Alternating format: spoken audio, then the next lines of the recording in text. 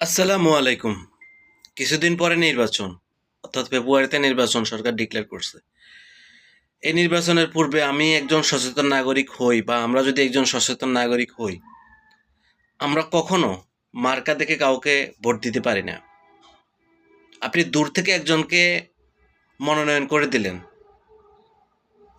সে qualified না, সে দুর্নীতিগ্রস্ত, সে সন্ত্রাসের সাথে জড়িত, চাঁদাবাজির সাথে জড়িত, বিভিন্ন অপকর্মের সাথে জড়িত।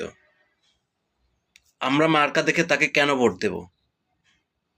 ভোট দেওয়ার যে পূর্ব শর্ত, সুনাগরিক হতে হবে, কল্যাণকর কাজ করতে হবে, মানুষের সুখে দুঃখে সাথে থাকতে হবে, সর্বোপরি দেশবিরোধী কোনো কর্মকাণ্ডে জড়িত থাকবে না, এমন ব্যক্তিকে নির্বাচন করতে হবে। অবশ্যই তাকে সৎ হতে হবে। কাউকে নির্বাচিত করা যাবে না মার্কা দেখে। দেখতে হবে তার বৈশিষ্ট্য, সে কি প্রতিনিধি হওয়ার যোগ্য কিনা। ঠিক আছে? মনে করেন আমি আমি ফেনী জেলার মানুষ। আমি যদি পঞ্চগড়ের কাউকে ওইখানকার প্রতিনিধি নির্বাচনের জন্য দায়িত্ব দেই, আমি কি তার সব কিছু জানি? তার সব কিছু জানে ওই অঞ্চলের মানুষ। ঠিক আছে? সেজন্য ওই অঞ্চলের মানুষকেই সিদ্ধান্ত নিতে হবে তারা তাদের প্রতিনিধি হিসেবে কাকে নির্বাচিত করবে, কে তাদের ক্ষমতা পাওয়ার যোগ্য।